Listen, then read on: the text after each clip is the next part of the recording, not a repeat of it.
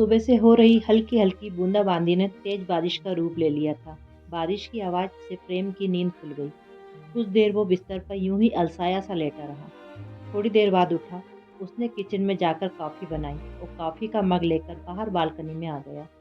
वो बालकनी में बैठकर दूर पहाड़ियों को, उतरते बादलों को देख रहा था। ऐसा लग रहा था कि बादलों ने उन पहाड़ियों पर अपना घर बना लिया हो। नीचे बारिश हो रही थी, हवा भी तेज चल रही थी। हवा के झोंके रह रहकर प्रेम के बालों को बिखेर रहे थे। वो मंत्रमुग्ध सा ऐसा लग रहा था कि बादलों ने उन पहाड़ियों पर अपना घर बना लिया हो। नीचे बारिश हो रही थी, हवा भी तेज चल रही थी।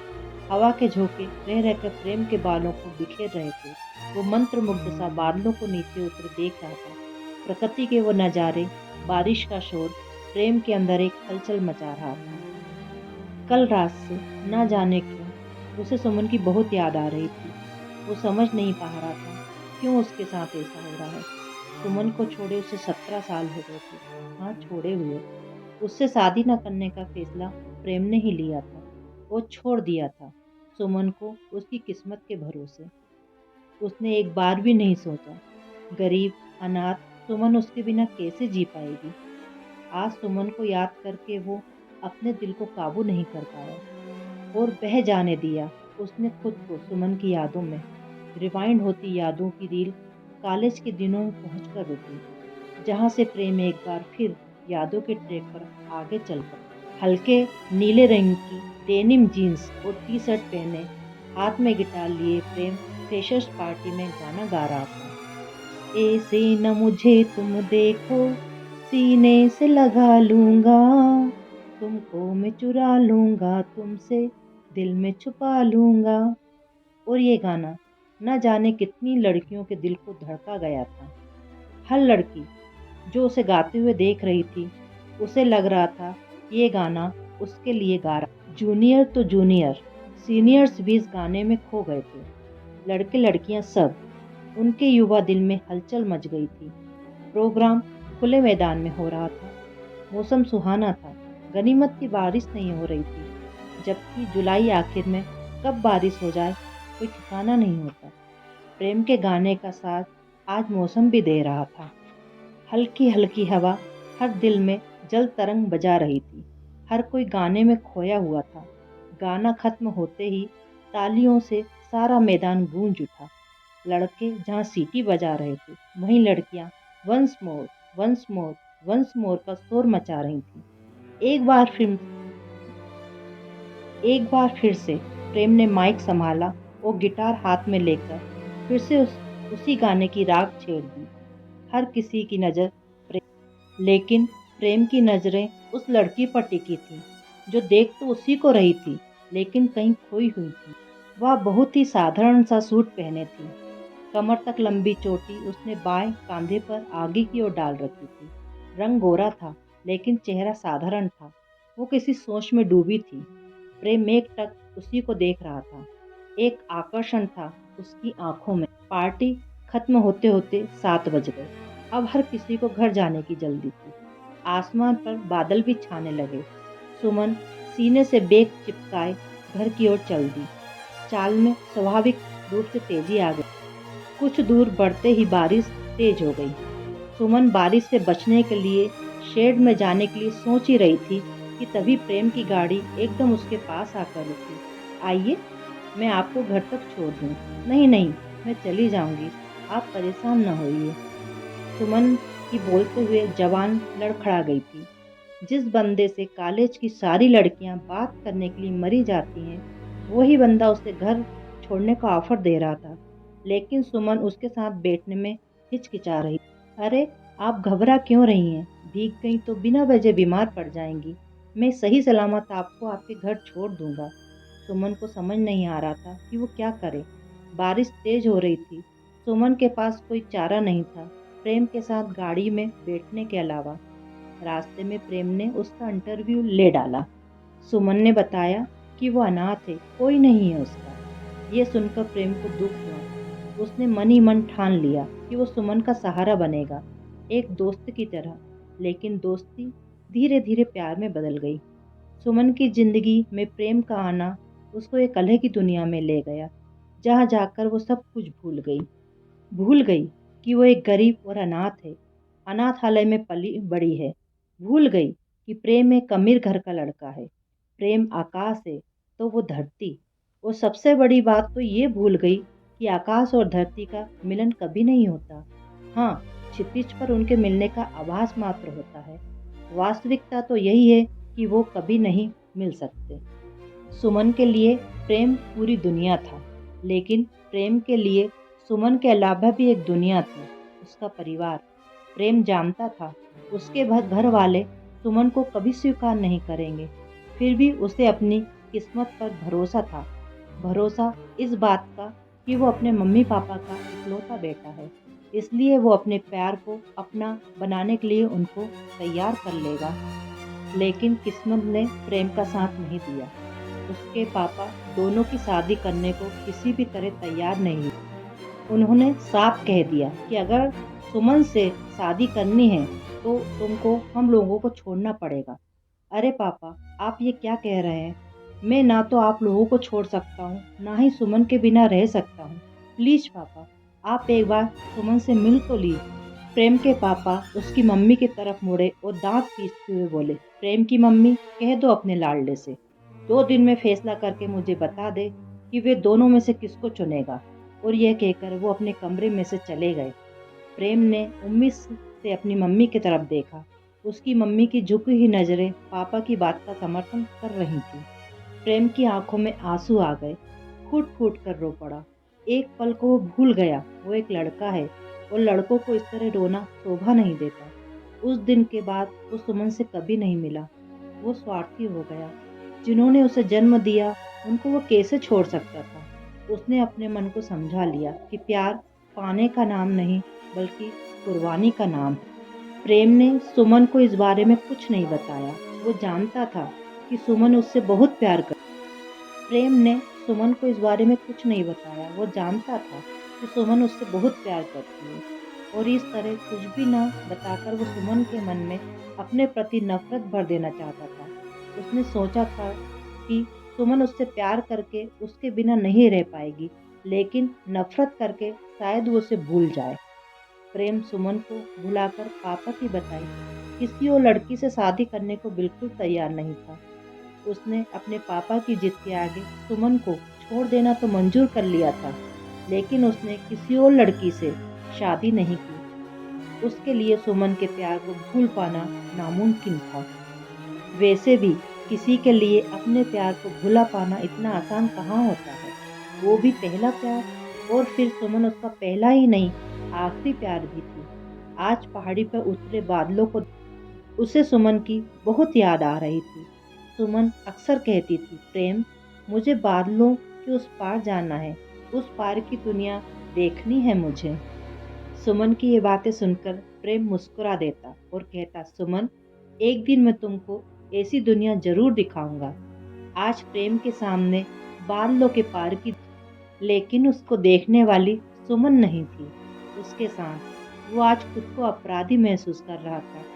सुमन से दूर जाने के बाद उसने कभी सुमन का हाल चाल जानने की कोशिश नहीं की। फिर आज उसे सुमन की क्यों याद आ रही थी? पूरे 17 साल हो गए थे।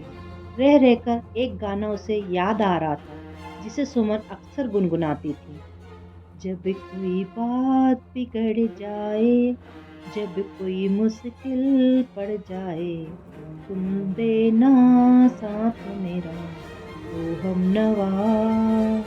न कोई है न कोई था जिंदगी में तुम्हारे सिवा, तुम देना साथ मेरा, ओ हम नवा। ये गाना याद आते ही प्रेम तड़प उठा। उसे सुमन की वो उम्मीदें याद आ गईं जो ये गाना गाते समय उसकी आंखों में हुआ करती थी। वो सुमन की तरफ से जितना ध्यान हटाने की कोशिश करता, उतना ही सुमन का भोला चेहरा उसकी आंखों के आगे आ जाता।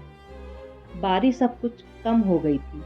नीचे चारों तरफ पानी ही पानी था। पानी प्रेम की आंखों में भी था। आंख बंद करते ही 2 बूंद उसके गालों पर लुढ़क गई। प्रेम का दिल कह रहा था कि उसे एक बार सुमन से मिलना चाहिए, लेकिन कैसे और क्यों? वो भी इतने सालों बाद। प्रेम ने इतने सालों में बस पैसा ही कमाया था, अंधाधुंध पैसा। उसके पापा को भी बस पैसा ही चाहिए था। प्रेम पैसा कमाने की मशीन बन गया। प्रेम के मम्मी पापा ने बहुत चाहा कि वो शादी कर ले, लेकिन शादी न करने के फैसले पर वो अड़ गया।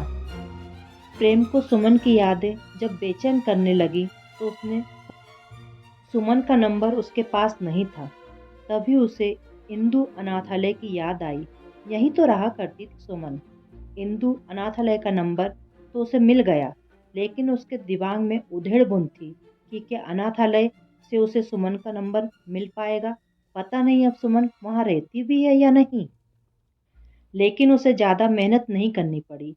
अनाथालय वालों ने सुमन का पता और फ़ोन नंबर बता दिया। सुमन का नंबर मिलते ही वह खुद को सुमन के करीब महसूस करने लगा, लेकिन उसका नंबर मिलाने में प्रेम के हाथ काँप रहे थे। दिल की धड़कन तेज हो गई। पूरा नंबर मिलाते-मिलाते उसको अपनी धड़कनें साफ सुनाई दे रही थीं।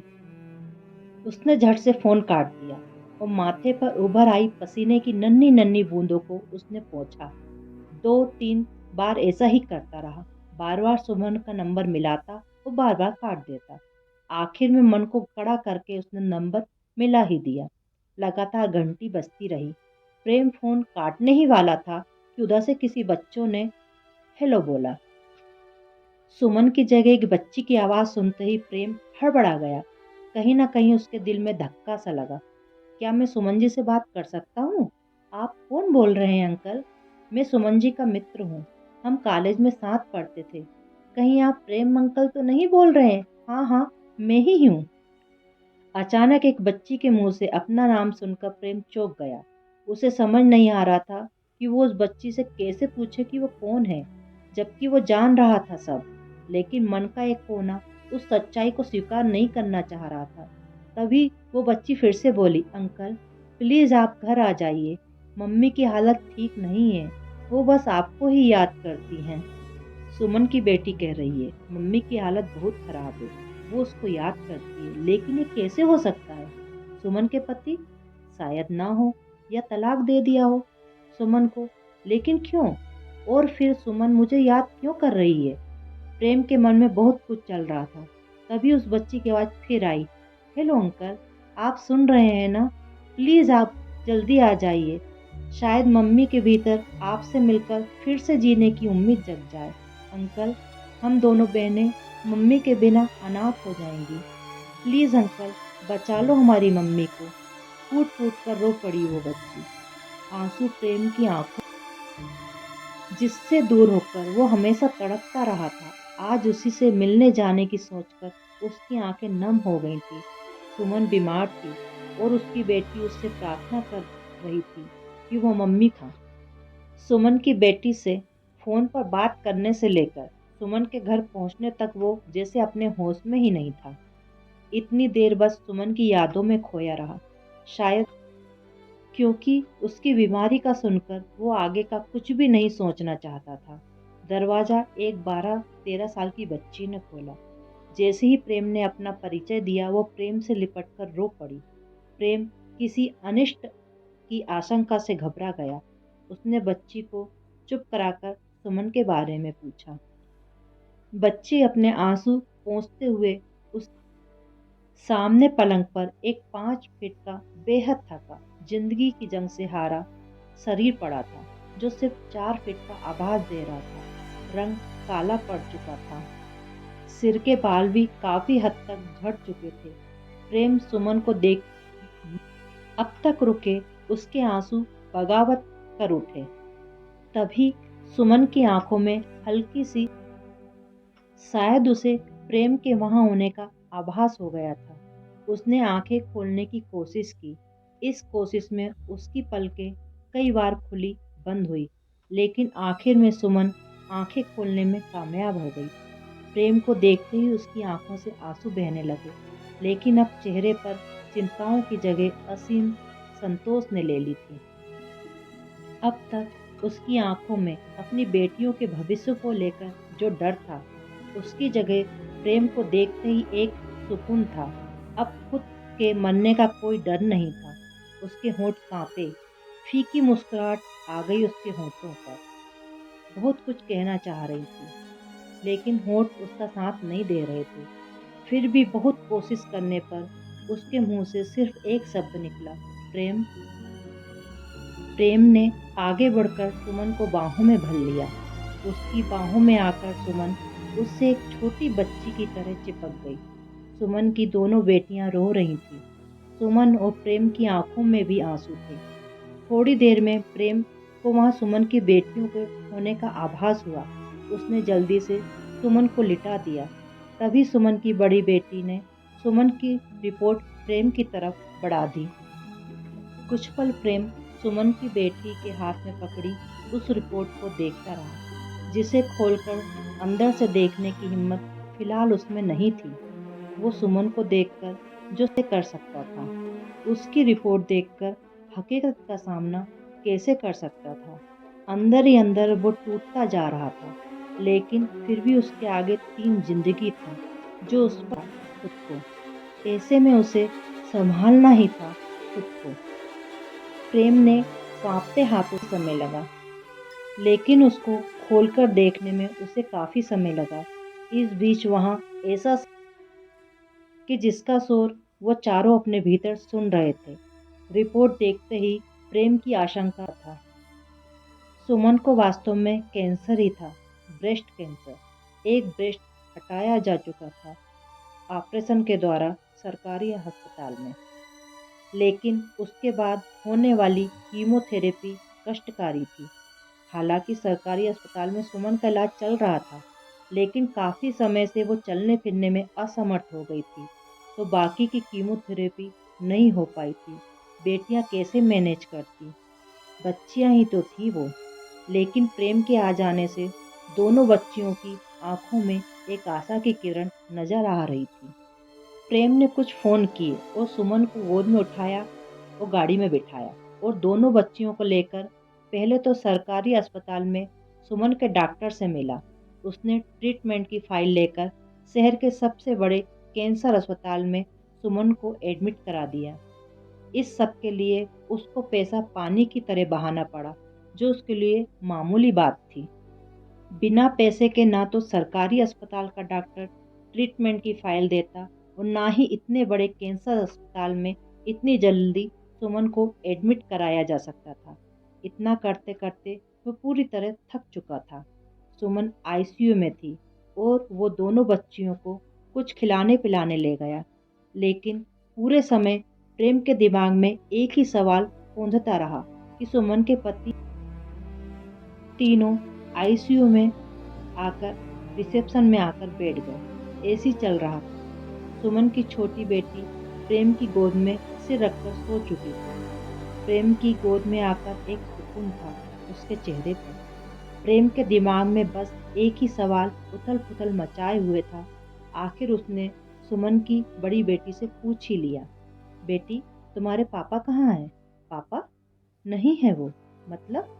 अंकल, हम दोनों बहनें अनाथ थी। मम्मी ने अनाथालय से गोद लिया है हमें। क्या? प्रेम की आवाज में आश्चर्य मिश्रित खुशी थी, लेकिन तभी उसके मन के एक कोने में कुछ सवाल उठे कि सुमन के पति कहाँ हैं? उसने बच्चियों को गोद क्यों लिया? इन सवालों के जवाब तो सुमन से ही मिल सकते थे। सुमन की कीमोथेरेपी उसी दिन की गई। 2 दिन बाद सुमन कुछ बोलने लायक हुई। शरीर पहले ही खोखला हो चुका था, लेकिन अब प्रेम को देखने के बाद उसके अंदर जीने की इच्छा जाग गई थी। प्रेम प्यार था उसका, और आज उसका प्यार, उसका प्रेम उसके पास था, तो वो कैसे उसे छोड़कर जा सकती थी। प्रेम सुमन का हाथ पकड़कर उसके पास बैठ गया। दोनों एक दूसरे को बस एक टक देख रहे थे। दोनों के लब खामोश थे, लेकिन उनकी आंखों से आंसू बह रहे थे।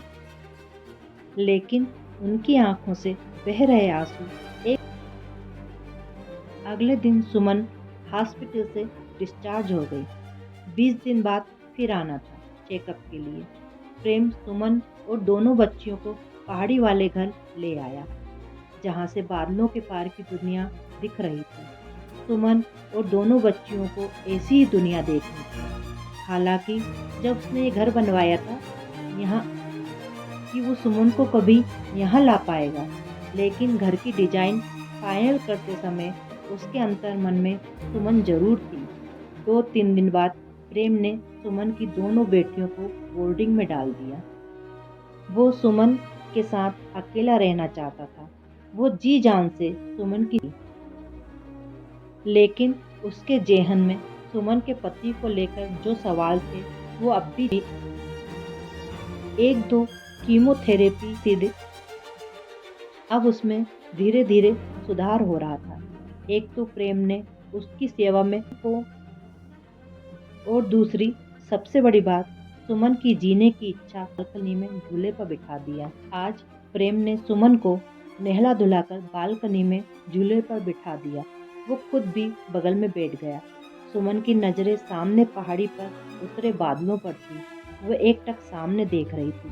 तभी प्रेम बोला, सुमन, तुम्हारे पति? इतना कहकर प्रेम चुप हो गया। सुमन ने पलटकर उसे देखा और बहुत धीमी आवाज में बोली, मैंने शादी नहीं की प्रेम। क्या? लेकिन क्यों? प्रेम, शादी एक मुश्किल चीज है, बहुत बड़ी जिम्मेदारी है और मेरे पास 2 बेटी हैं, तो मैं कोई और दूसरी जिम्मेदारी कैसे उठा सकती थी? प्रेम, तुम ना आते तो पता नहीं मेरी बेटियों को क्या होता। सुमन, एक बात पूछूं? हाँ प्रेम, पूछो। मैं भी तुमको सब कुछ बता देना चाहती हूँ, बीते 17 सालों की बहुत सी बातें। तुमने इन बच्चियों को गोद क्यों लिया, जबकि तुम खुद भी एक अनाथालय में रहती थी? सुमन एकटक सामने बादलों को देख रही थी, जो बरसने को तैयार थे। जैसे अतीत को याद करते हुए उसके आंसू आंखों का साथ छोड़ने को तैयार थे। वो एक गहरी सांस लेते हुए बोली, प्रेम, तुम्हारे जाने के बाद मैं टूट गई। बिना बताए तुम चले गए थे। तुम्हारे बिना मैं बिल्कुल अकेली हो गई थी। बहुत इंतजार किया मैंने, लेकिन तुम कभी नहीं आए। मैं समझ गई थी कि मेरी और तुम्हारी किस्मत अलग हो चुकी है।